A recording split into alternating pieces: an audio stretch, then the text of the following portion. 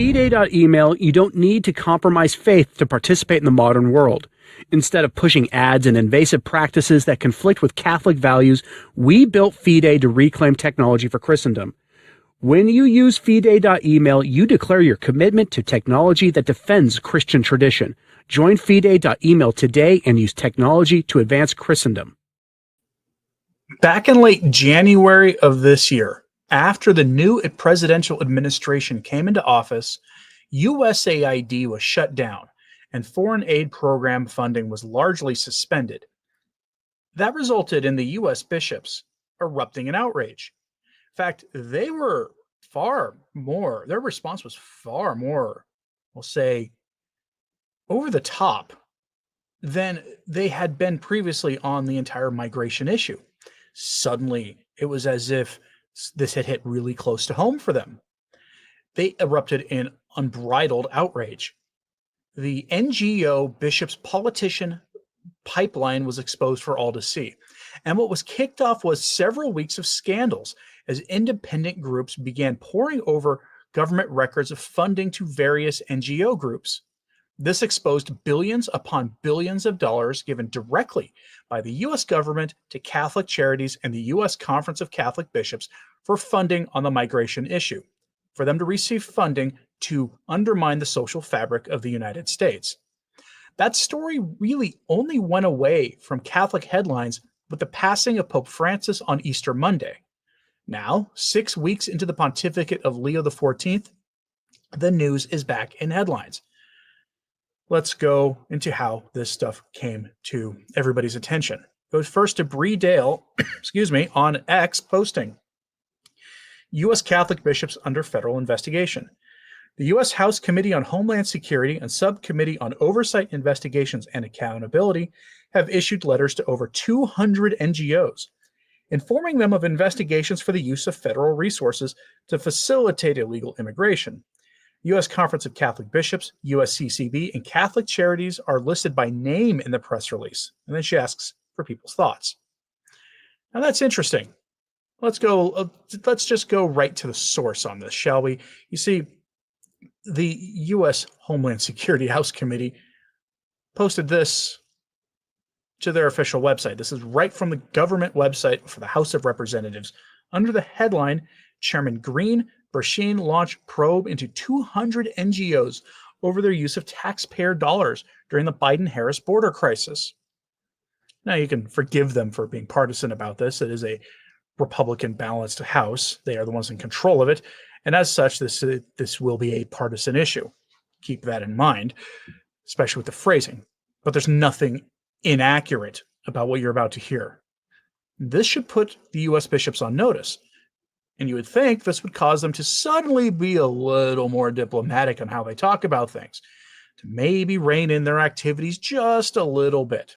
As you'll see here in a minute, that's not the case, because the U.S. bishops are, I suspect, facing an existential financial crisis that without this money, the long-term prospects of much of the operations in the church as we understand it today are at threat. That's how bad the funding is. But here's the details from this article.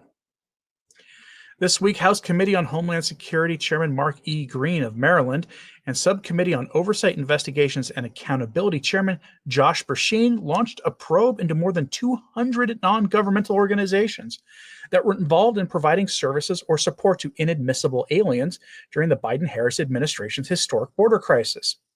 The chairmen are examining whether these NGOs use taxpayer dollars to facilitate illegal activity, as the previous administration incentivized millions of inadmissible aliens to cross our borders, many of whom were subsequently aided by NGOs after being released at the border under the Biden-Harris administration's catch and release policies. Most recently, one recipient of the letter, the Coalition for Humane Immigration Rights, has been linked to the far-left anti-law enforcement riots in Los Angeles. Another recipient of the letter, Southwest Key Programs, received more than $3 billion under the previous administration to provide services, including the transportation and housing of the most young who didn't have somebody with them. And they have a full letter. In that letter, the chairman requested each NGO complete a survey that includes questions on the government grants, contracts, and disbursements they have received, any lawsuits against the U.S. federal government they are petitioning, amicus briefs they have filed in any lawsuit brought against the U.S. federal government, any legal service, translation service, transportation, housing, sheltering, or any other form of assistance provided to those or to the most young who came illegally since January 2021, and more. In each letter, the chairman writes, quote, to respond to unprecedented surges of illegal immigrants between January 20th, 2021 and January 20th, 2025, the federal government outsourced a much greater share of its migrant response to NGOs, increasing NGO revenues while placing the burden of the Biden administration's policies on American taxpayers. Under the Biden administration, the Department of Homeland Security and the Department of Health and Human Services funneled billions of dollars to NGOs to provide material support, including transportation, translation services, and housing to those who should not be here throughout the U.S. The Biden administration's reliance on NGOs therefore created a pull factor by signaling to those who arrive illegally or without proper documentation that they could expect such assistance, all expensed to American taxpayers once they arrived in the U.S. Meanwhile, these same NGOs saw their annual revenues rise significantly. For example, it was reported that 3 prominent NGOs that assisted the people in question made a combined $597 million in revenue in 2019, while in 2022, those same NGOs enjoyed a combined revenue of $2 billion. Furthermore, the committee is concerned with some of these NGOs may currently be actively advising and training those who should not be here on strategies to avoid cooperation with immigrant officials. As undercover video recently exposed, one NGO received 55% of its revenue from federal and state government grants for training those in question to avoid or potentially impede immigration officials. The chairman concluded, the committee is also deeply troubled by the near total lack of accountability for how these dollars are being spent by the NGOs. In March 2023, the Department of Homeland Security Office of Inspector General reported an audit of how NGOs spent millions of dollars received from the Federal Emergency Management Agency. Ultimately, the government watchdog could not account for more than half of the funding it had audited due to lack of proper documentation by these groups. There's an insinuation there that they're using the money not only to fund illegal activity that undermines the social fabric, they're also taking the money and keeping it for other purposes, or just to enrich themselves or for illicit political operations. And then they list these. And for our purposes, Catholic Charities is the first one they list, and the fourth one they list is the U.S. Conference for Catholic Bishops. And if I were part of the U.S. Conference of Catholic Bishops, I'd be very concerned about this, as you might expect. But of course, they're not going to react well to this. A Catholic news agency, of course, picked up this story. It took them a few days because, if you notice, the letter was written, or the posting on the Homeland Security website was from June 11th. That was almost a week ago. This didn't take off in the news until just a day or so ago. So go to the Catholic News Agency website. Headline, House launches probe of Catholic non-governmental organizations' role in aiding those who should not be here. Again, took them 2 days to pick up on this, and this didn't even take off online until day before yesterday. I was actually shocked at how long it took for this to be noticed. Now, this is going to be a different kind of spin on this one. We'll just go skip down to here. Quote, Catholic Charities USA and the U.S. Conference of Catholic Bishops are among those named in the investigation. According to a June 11th press release, the probe will investigate whether the NGOs used taxpayer dollars to facilitate illegal activity by migrants who entered the U.S. during the Biden administration. And then it goes on with the response here from the USCCB. Quote, USCCB spokesman Chieko Noguchi told Catholic News Agency that, quote, we have received the questionnaire and will respond.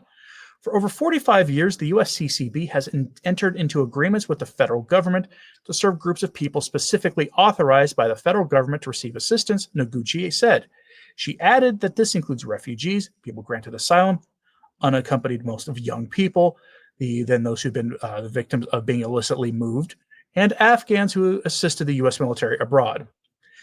The investigation comes after the USCCB announced in April that it will not renew its cooperative agreements with the federal government on migration and refugee services, which have been ongoing for nearly half a century. The USCCB began phasing out its programs shortly thereafter. And it goes on to talk about other groups. We're not that concerned with the other groups, though. So the USCCB is getting the attention they don't want from the federal government. And the response from the U.S. bishops has been, frankly, stupid defiance. And that is the only way to describe this: sheer stupidity. 2 dioceses have issued indirect responses, telling their priests to become political activists on the cause of migration. So I have to ask, where was this energy when Washington's governor decided to try to destroy the seal of confession? And I'm not critiquing here the response from the bishops in Washington, who did actually issue some at least somewhat good responses, reminding their priests that they're not actually going to follow the law on this, that they're challenging this in the courts. I'm going to give you the examples here of the sheerly stupid responses from the bishops. The first of these was posted to X by Liz Yor.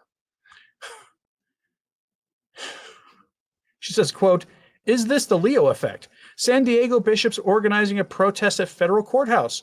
Representative Mark Green, start your congressional investigation into the San Diego Diocese and its Catholic Charities." Here's the letter. It's very short.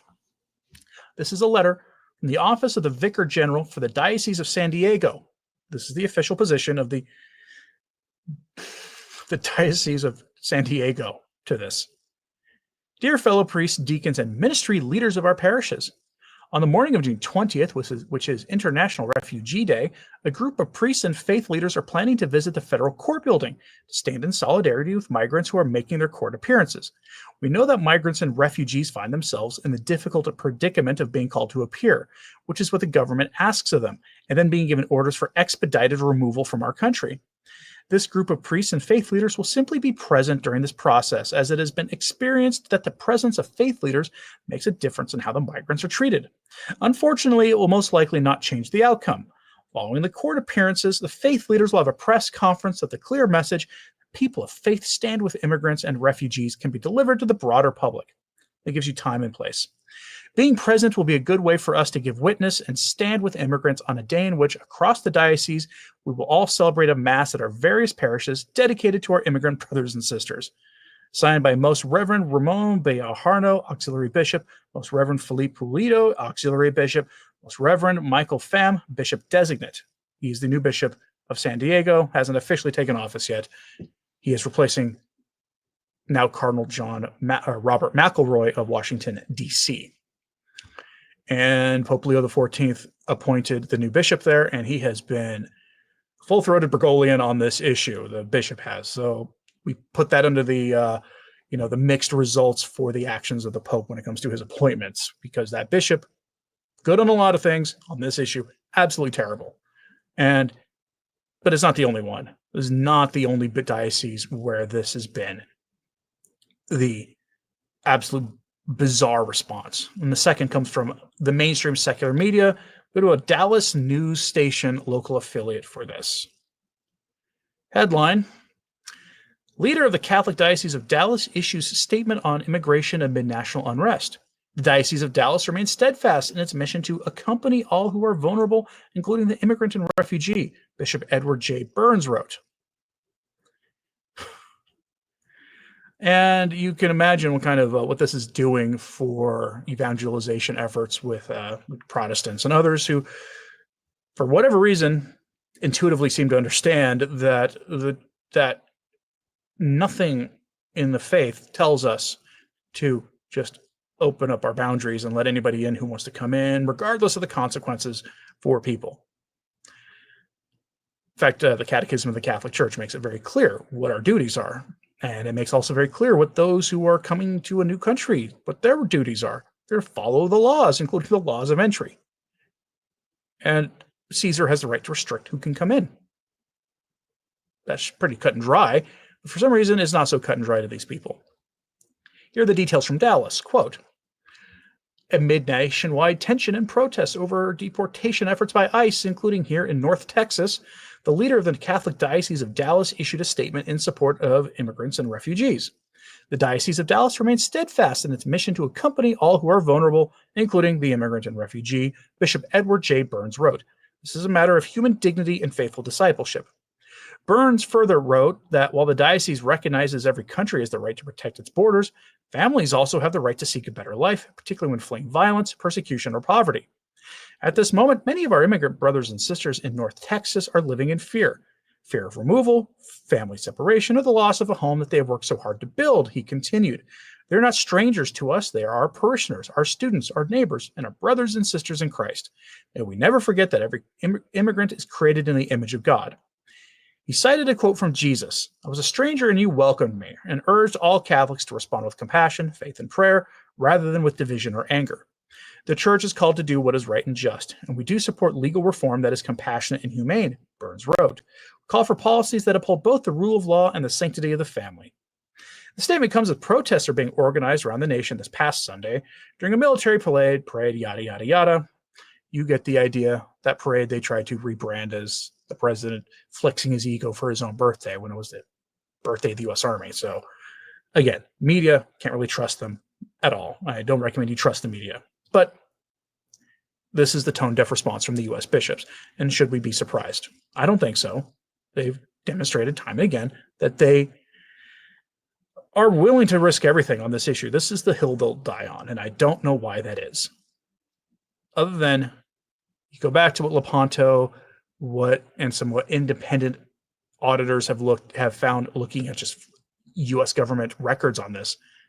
They've received billions of dollars over the last decade from the government on this issue. Billions. At a time when tithing has dried up. And Catholics don't want to give to their parish because their parish gives to the diocese, and the diocese gives to the U.S. Conference of Catholic Bishops and to Rome. So many Catholics don't give anymore. And that's at the same time that people are not going to Mass anymore and parishes are being consolidated. Money is drying up. And I do wonder if that's what's behind this. Now, for some court-related news.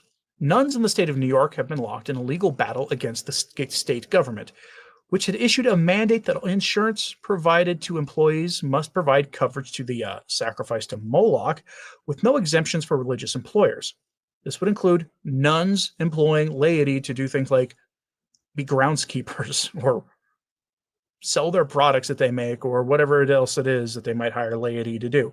They have to be provided insurance that violates basic Catholic teachings.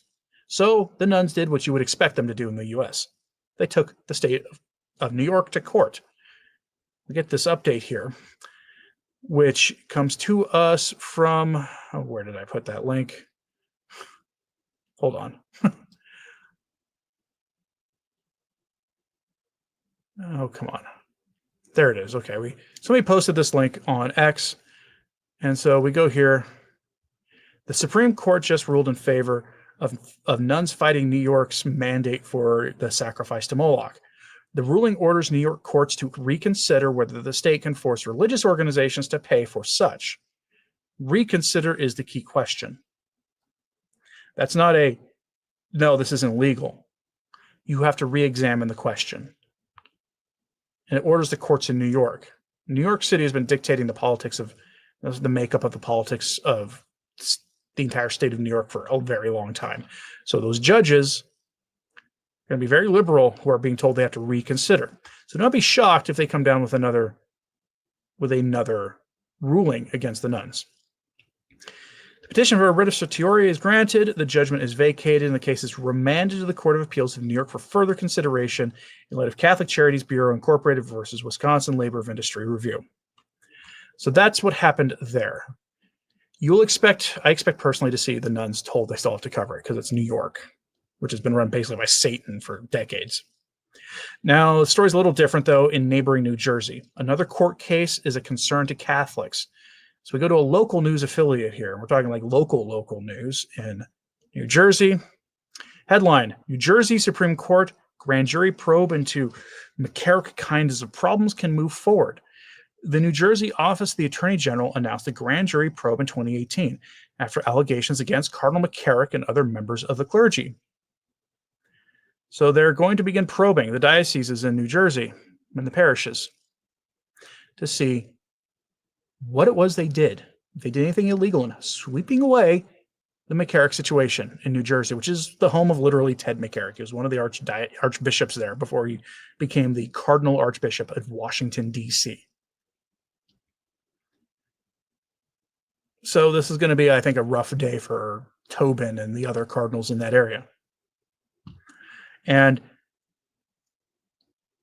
if with this probing, you're going to see some very unpleasant things come to light.